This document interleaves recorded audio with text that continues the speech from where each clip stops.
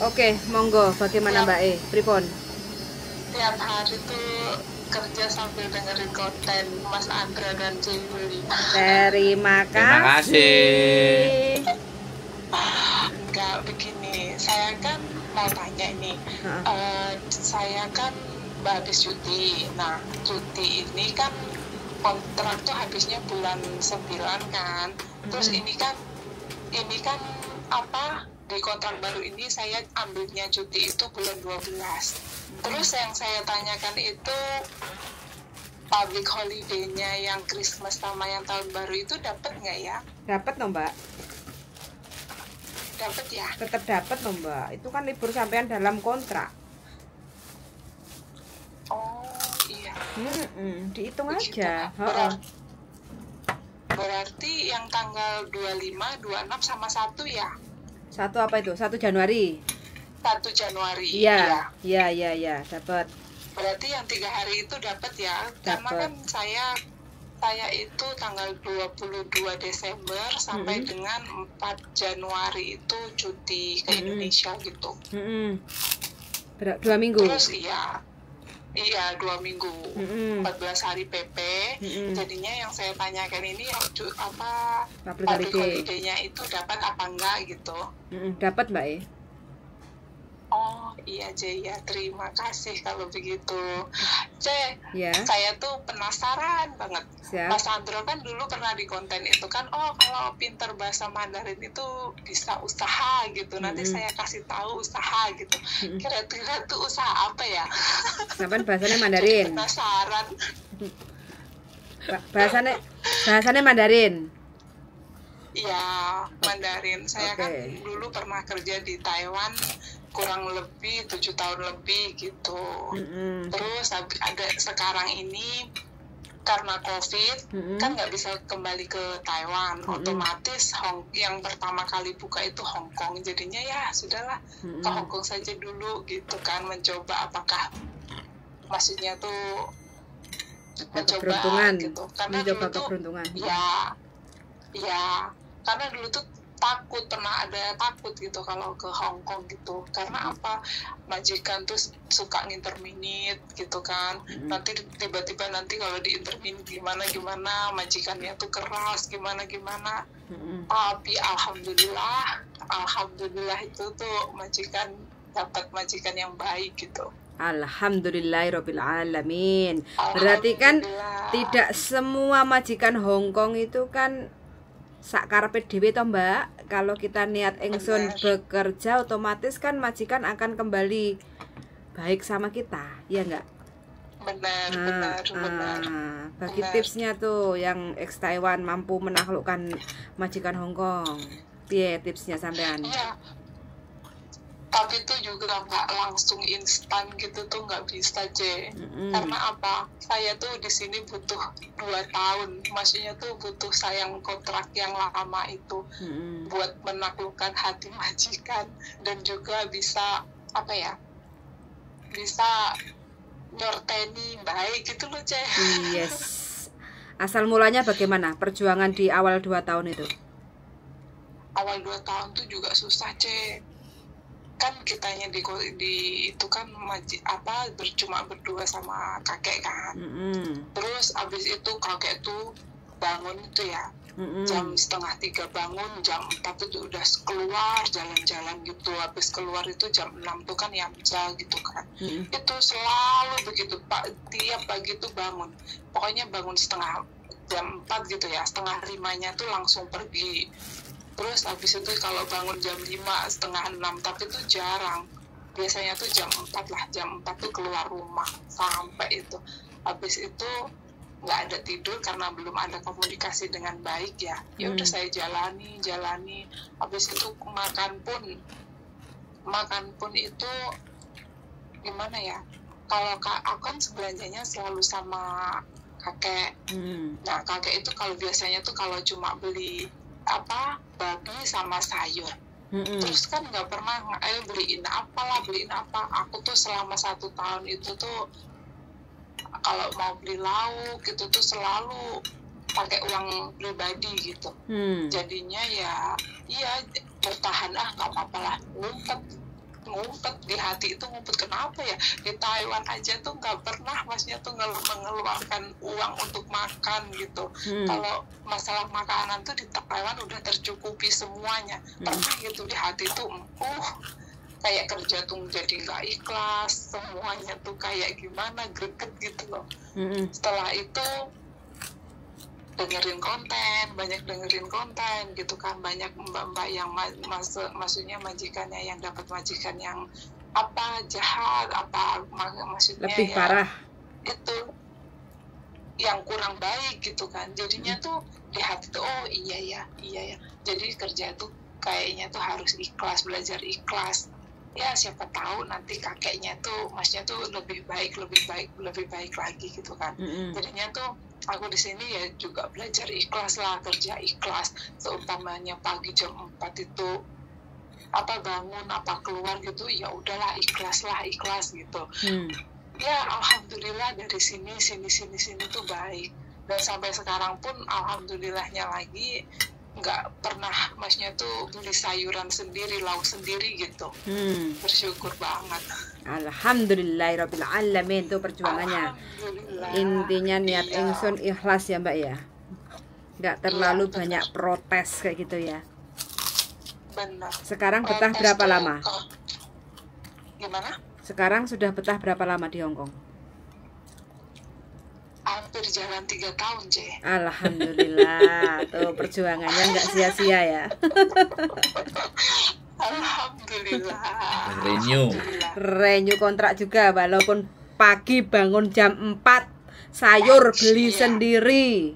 Majikan yang dipikir cuma perutnya sendiri, beli babi dan sayur untuk diri sendiri, nggak mikir cecene kayak gitu ya. Tapi sampai ikhlas. Tapi sekarang dengan memperbanyak keikhlasan, akhirnya majikan pengertian ya sekarang. Benar. Sekarang tuh majikan baik gitu. Terus kan, iya, ketambahan kan renew kontrak ini kan anaknya ada menantunya gitu kan. Jadi tuh makanan tuh semakin banyak gitu. Sampai nggak kemakan gitu ya, alhamdulillah. Tapi ya itu kerjaan juga tambah. Non-stop. Tapi ya nggak non-stop lah aja, nggak non-stop. Maksudnya tuh kalau anak-anaknya kerja gitu kan, siang boleh tidur, boleh istirahat 1 jam gitu.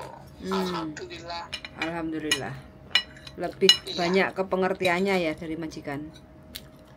Benar. Nah, pokoknya tuh kita tuh kerja harus ikhlas, harus sabar, nabung sebanyak-banyaknya. Seumpama ada kenalan, jangan kenalan orang yang gak penting, maksudnya tuh uang gitu, nanyain uang, mau pinjam uang gitu. Kalau bisa ya dihindarin gitu aja. Yes. Sekarang tips rahasia bisa Mandarin untuk bisnis. Nah, bojoku ditagih karo Mbak itu. Ya, iya Mas. Bocorin sedikit dong. minta bocoran. Gampang Mbak, nggak usah bocoran. Tak ceritain konsepnya semuanya. Mbak, Iya. di Hongkong itu ada aplikasi yang namanya Alibaba atau 1688. Oh, iya. Ada juga Taobao. Tapi di situ kan tulisan semua. Iya. Tapi ketika mau pesan sesuatu, itu ada nomor telepon yang bisa dihubungi, konektornya. Nah, kalau bisa dihubungi kan bisa apa namanya? Telepon. Nah, kalau telepon kan sampean jadi tahu. Sampean kan jadi ngerti. Oh, jadi aplikasi Untuk belanja barang. Oh, aplikasi untuk belanja barang. Itu tuh maksudnya bisa jadi penerjemah atau gimana gini? Nah, iya, nantinya kan sampean bisa jadi bukan terjemah aja. Kalau kita bicara bahasa gampangnya makelar. Jadi kan produk-produk itu banyak bisa dibeli. Terus yang kedua kan bisa dikirim ke Hong Kong. Yang ketiga bisa dikirim langsung Indonesia. Terus berikutnya lagi, cuman kan Mandarin pinter. Nggak, walaupun nggak pinter tapi bisa lah ngerti. Bisa main sama saya ke Shenzhen. Di sana ada barang-barang apa? Karena kalau di Shenzhen itu kalau kita belanja barang mesti ditanyain, kamu mau beli berapa? Bukan harganya yang dia jawab, tapi jumlah yang kamu mau beli berapa. Nah kan dari situ kan terjadi banyak interaksi kan Mbak. Nah ketika interaksi kan sampean akhirnya punya pandangan, barang apa, produk apa yang kira-kira sering dipakai sama anak-anak, sering dipakai sama teman-teman, kan kayak gitu. Akhirnya sampean juga bisa jadi penjual, reseller. Itu kalau Mandarin.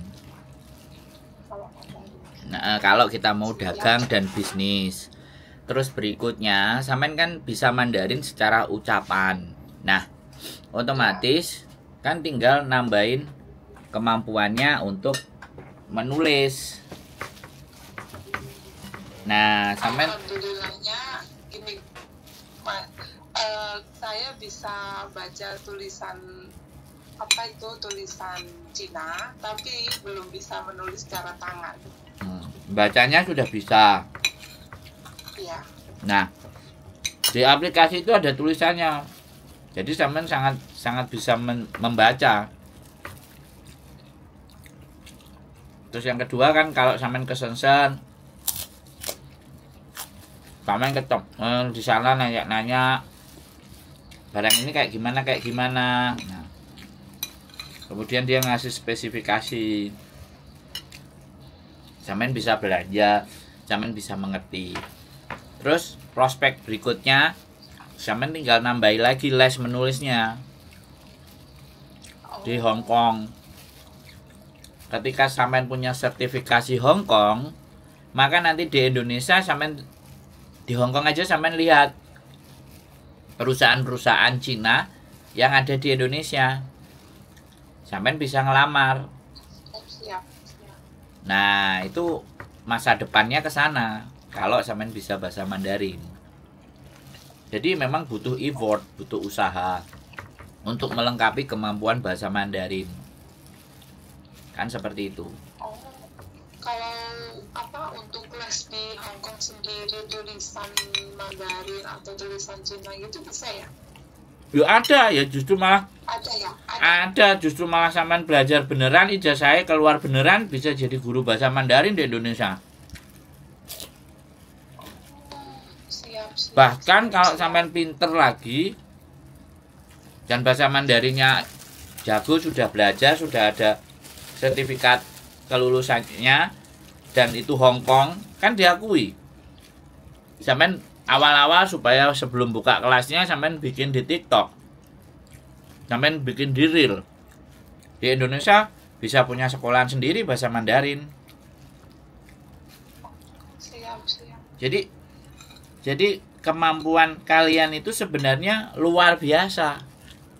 Cuman kadang-kadang terus aku piye nek iso aku sekarang kayak gini. Nggak di-upgrade gitu loh, Mbak. Paham kan? Iya. Paham. Nah, punya kelas sendiri dalam bahasa Mandarin apa nggak keren? Wah, keren banget. Jadi nanti ketika sampean bisa punya kelas bahasa Mandarin, sampean bisa jadi penyalur pendidikan, atau mereka orang-orang Indonesia mau sekolah khusus bahasa Cina, perantaranya sampean. Tapi kalau di Indonesia itu kelas Mandarin itu jarang banget. Makanya karena jarang, sampean punya peluang. Oh, iya. Bener nggak? saya ngomong. Ide yang bagus. Loh iya, sertifikatnya sampean kelas bahasa Mandarin level 1, level 2, level 3. Oh. Sampean bisa jadi konten kreator. Gitu ya? Sampean juga jadi konten kreator pakai bahasa Mandarin. Biar keluhan-keluhan curhatan teman-teman yang di Hongkong itu kalau dibahasain Mandarin kan majikan ya dikit-dikit tak tahu lah. Kan gitu loh Mbak. Dan sampean juga bisa bikin konten dalam bahasa Mandarin. Loh. Keren Mbak. Keren.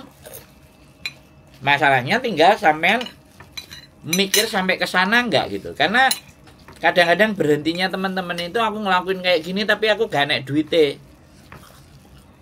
Pinginnya ngelakuin sekarang, duitnya sekarang, ya kan nggak bisa begitu. Iya. Pengennya yang instan. Nah, makanya aplikasi-aplikasi yang tukang bohong-bohong dan tukang tipu-tipu itu dapat mangsa karena anak-anak maunya instan, nggak berproses dulu gitu loh.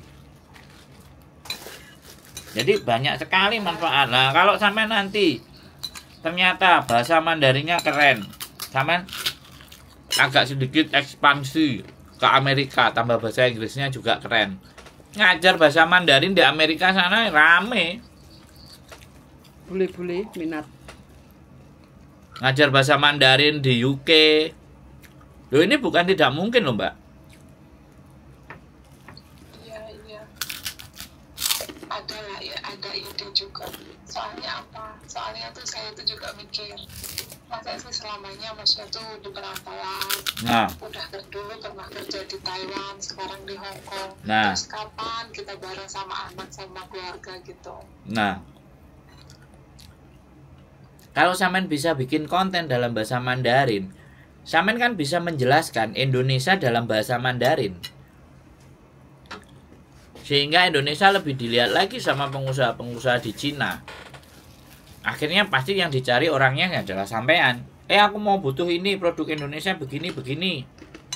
Gimana caranya? Ya yuk ketemuan gitu. Datang ke Indonesia, investor-investor dari Cina. Akhirnya sampean jadi juragan di negaranya sendiri. Tangan pertamanya ya orang Cina. Nah, jadi tidak semua orang cara berpikirnya itu sampai ke sana. Iya, Ya. benar. Nah, ini kan bukan bocoran lagi toh, Mbak. Ini bocoran apa wawasan? Wawasan. Nah. Jadi kalau ngobrol sama saya harus ada sesuatu yang Anda bisa resapi dan tinggal dijalankan. Kan gitu. Dan harus belajar lagi untuk apa ya? Belajar lebih berani, belajar lebih pede. Nah, makanya kenapa saya punya kelas public speaking, makanya kenapa saya ada YouTuber. Makanya saya itu sebenarnya bukan konselor, tapi saya customer service. Kok customer service? Boleh dong Mas Andra minta itu gabung di Zoom-nya, minta link-nya gitu. Bisa. Kita biasanya setiap Rabu malam. Pengen belajar lagi bersama Mas Andra sama Yuli. Sebenarnya langsung praktek aja nggak apa-apa. Kurang pede gitu. Mince Sopo Markona kan kayak gitu. Jadi nama saya kerja di sini dan itu dikemas dalam bahasa Kantonis dan sampean bikin konten. Jadilah the first PMI Hong Kong yang berkonten menggunakan bahasa Mandarin. Bahagia saya. Tapi untuk menampilkan kepedeannya ini masih harus belajar Mas Andra. Nah, soalnya tuh kayaknya tuh masih kurang pede gitu. kenapa sampean kurang pede? Karena sampean bergaul dengan orang-orang yang nggak pede. Benar benar sekali, benar. Nggak ada teman Mas Andra di Hong Kong sini, cuma ada 3 adik sama temen juga dekat rumah gitu. Nah, selebihnya tuh nggak ada. Nah, sampean nggak mau berteman dengan saya? Mau. Kalau sampean berteman sama saya, lama-lama virus gilanya kan masuk. Kalau virus gilanya masuk, mulailah berbicara pakai bahasa Mandarin. Wah, aku sangat berharap. Aku tuh sebenarnya teman-teman itu punya Mandarin, punya Kantonis. Kenapa nggak belajar ngomong Kantonisnya itu digunakan jadi konten? Tahu kan, si Kontring kemarin bikin konten, ya kan? Nggak apa-apa. Bikin konten yang cuman beberapa menit itu, wow, orang Hong Kong semuanya lo ngeliatin. Itu loh, video berapa menit, bikin channelnya dia naik jadi 10.000K. Itu loh yang saya mau. Jadi teman-teman itu harus speak up, harus ngomong, harus bercerita. Sampean mengalami majikan, bahkan kalau perlu diajak ngomong sama lebur tentang masalah uang makan, food allowance. Nah, food allowance ini selama ini teman-teman kan kadang nggak terima, kadang makan seadanya, kadang beli sendiri. Kalau nggak kita omongin ke permukaan piye? Nggak ada yang tahu. Aja sama grundel aja. Nah, makanya kenapa saya bikin konten? Saya nggak cuma ingin bikin konten, tapi saya kepingin teman-teman semuanya juga bisa mengapresiasikan apa yang ada dalam pikiran dan benaknya. Selama di Hong Kong, dia mencoba menceritakan dengan bahasa Kantonis di Hong Kong tentang kehidupannya. Kalau diceritakan bahasa Indonesia kan kontennya udah banyak tuh. Ya kan, yang bahasa Indonesia. Tapi untuk yang bahasa Mandarin, untuk yang bahasa Hong Kong sendiri, saya ngomporin sama Mbok Diana yang plek-plekan saya juga nggak masuk, nggak bikin juga. Makanya kan butuh talent, butuh orang-orang yang memang mau dan bisa dan punya kemampuan. Persoalannya, ya kan, siapa orang-orang itu? Nah, nek sampean kuasaannya di Mandarin, ya Mandarin, no problem. Malah penontonnya sampean nanti bisa Hong Kong, bisa Cina.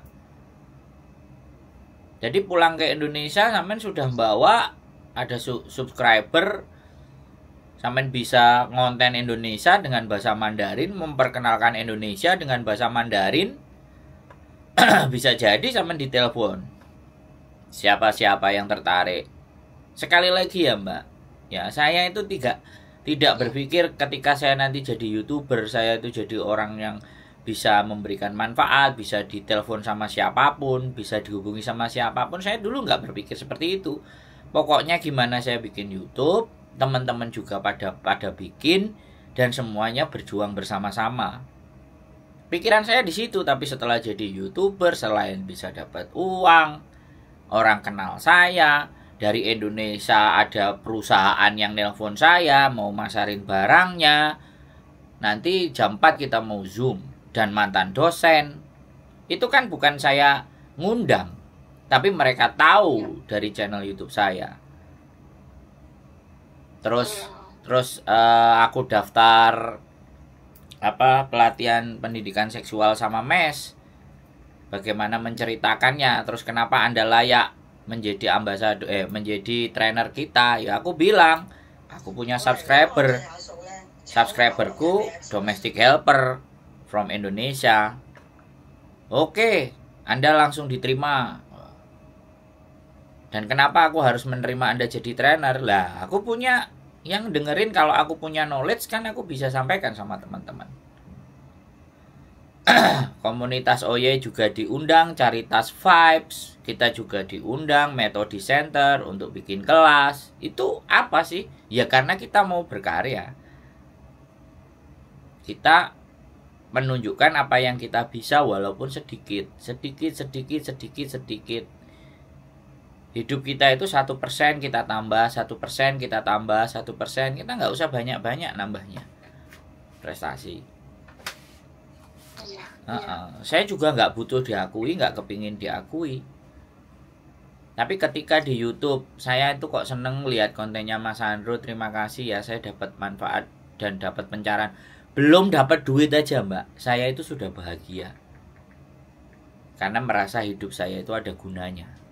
Sesuatu yang ada di kepala saya itu bisa membuat orang berpikir gitu. Kayak sampean, aku kok pingin tahu bocorannya apa. Nah ini kan membuat sampean tertarik tuh, interesting kan.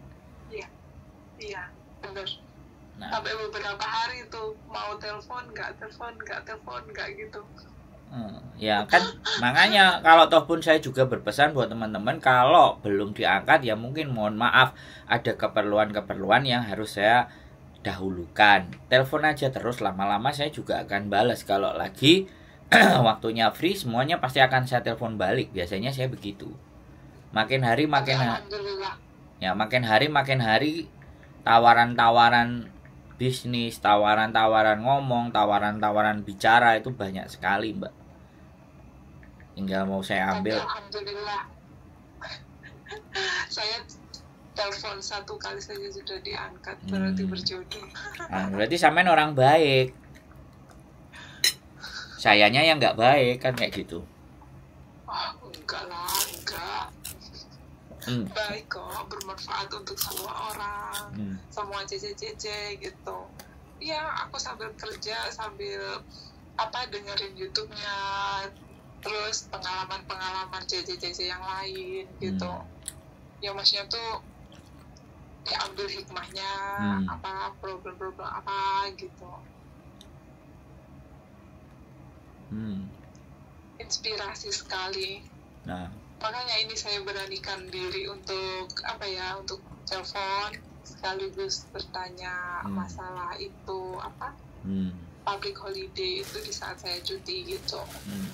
Dan sudah dapat jawabannya kan? Dan sudah dapat wawasan kan? Alhamdulillah sudah. Punya gambaran sampean mau ngapain, mau seperti apa, mau ditata bagaimana hidupnya kan? Sedikit banyak sudah punya. Sedikit banyak sudah. Nah, kan saya nggak bilang banyak kan, nggak, setidaknya. Tapi intinya sudah dapat banget. Nah, saya ngomong sama mbak-mbak itu semuanya. Saya kan hidup di Victoria Park itu sebelum saya jadi YouTuber itu saya sering ngomong. Teman-teman semuanya yang ada di Hong Kong ini itu sudah mendapatkan kepercayaan dari majikan untuk menjaga dan merawat rumahnya, menjaga dan merawat anaknya, menjaga dan merawat anggota keluarganya, menjaga dan merawat anjingnya. Pertanyaan saya, setelah kepercayaan itu didapat terus mau apa? Itu yang tidak terjawab. Karena dalam prinsip hidup saya nih, mahal, sesuatu yang mahal selain waktu itu kepercayaan, dan itu hanya dimiliki oleh orang-orang yang punya harga tinggi. Nah, setelah punya kepercayaan, saya beberapa kali ngomong, kalau punya majikan, bisnisnya properti, ya saya ngomong iseng berhadiah. Coba omongin, di Indonesia itu luas, kamu di Hong Kong beli rumah, di Indonesia bangun hotel, ibaratnya kayak gitu. Kamu di Hong Kong beli rumah, di Indonesia kamu bisa bangun villa. Kan kayak gitu tuh, yang banyak turis wisatanya. Nah, itu iseng berhadiah. Saya analogi berbicaranya itu iseng-iseng berhadiah. Barangkali itu loh, ya kan? Makanya kan ketika teman-teman kita ditanya majikannya kerja apa, nggak tahu, biasanya bisnis begini, ya wes.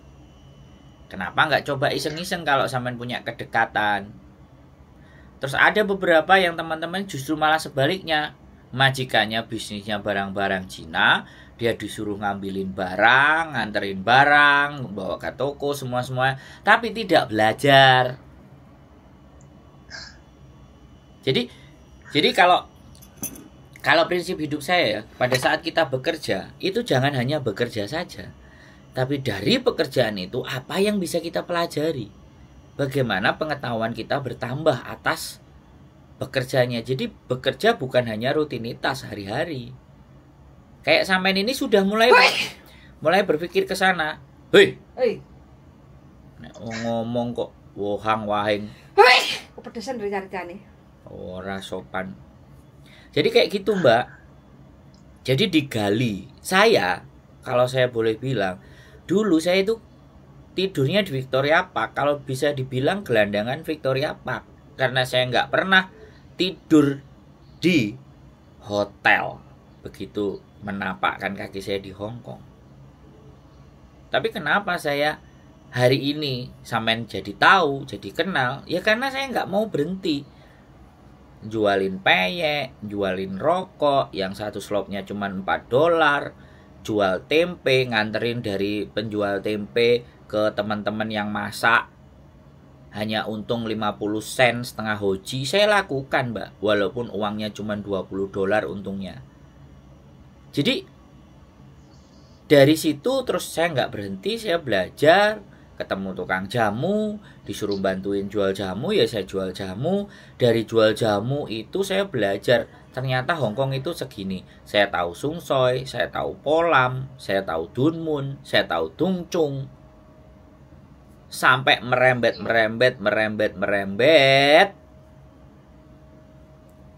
Sampai akhirnya saya pernah Sung Fo, antar produk Indonesia, jadi sales, jadi tukang anternya. Nah, lama-lama kan saya jadi pengusaha importir ketika modal sudah cukup, karena jalannya udah tahu. Nah, hidup itu kan harus tahu jalannya dulu. Mau kemana nih? Nah, begitu ceritanya, Mbak. Jadi, dan saya bukan tukang teori, tapi saya jalanin. Saya jadi turis 23 bulan. Saya bawa duit 400 Hong Kong dolar. Waktu itu 900.000 rupiah, tak tuker $400. Saya hidup sampai sekarang. Dapat istri. Jadi kalau bicara uang sama saya itu, uang dan kekayaan itu budak bagi orang bijak. Tapi uang dan kekayaan itu jadi tuan bagi orang yang bodoh. Iya, benar. Jadi apa yang jauh lebih penting di dunia ini menurut saya? Pengetahuan. Benar banget, pengetahuan. Knowledge is power. Kalau kerja itu udah kerja terus nggak tahu setelah itu tuh ada apa. Maksudnya tuh apa ada yang kita bisa dari pekerjaan ini, sela-selanya tuh apa gitu tuh biasanya kebanyakan tuh nggak ada yang tahu. Nggak berpikir. Juga masih bingung gitu. Nggak berpikir, bukan tidak tahu, nggak berpikir ke sana. Wes fokus sama kerjaannya aja, selesai ya sudah. Apa karena di zona nyaman itu ya, jadinya tuh kita tuh jadi malas untuk berpikir yang lebih jauh lagi gitu. Betul, Mbak. Makanya dalam hidup, kalau sudah kena di zona nyaman itu, mohon maaf ya sekali lagi kalau saya sudah merasa di zona nyaman, saya tambah goblok. Kurang wawasan. Saya tambah goblok. Saya nggak men-challenge diri saya. Makanya kurang kerjaan ini, Mbak, saya. Masalahnya orang kok didengerin. Bener nggak? Enggak lah. Enggak, kalau enggak. Loh, gitu. enggak gini loh. Samain logika aja. Yang saya dengerin itu kan masalahnya orang. Bener nggak? Ya. Bisa nggak saya nggak peduli dengan masalahnya mereka? Bisa banget. Tapi saya justru bagaimana masalahnya mereka itu bisa setidaknya kita berikan gambaran yang jelas buat yang punya masalah agar dia bisa dan mampu mengambil sebuah keputusan. Kan begitu Mbak ceritanya. Di sepatu nih. Mendapatkan solusi. Nah, selain dapat solusi plus wawasan. Nah, ya, kan itu. Bener banget. Iya, karena sampean tahu di dunia ini pahala apa yang tidak terputus walaupun kita meninggal? Pahala jariah. Ilmu yang bermanfaat. Tuh, Mbak. Jeru, Mbak, nek wis ngomong. Nek wis ngomong ini iki jeru, Mbak.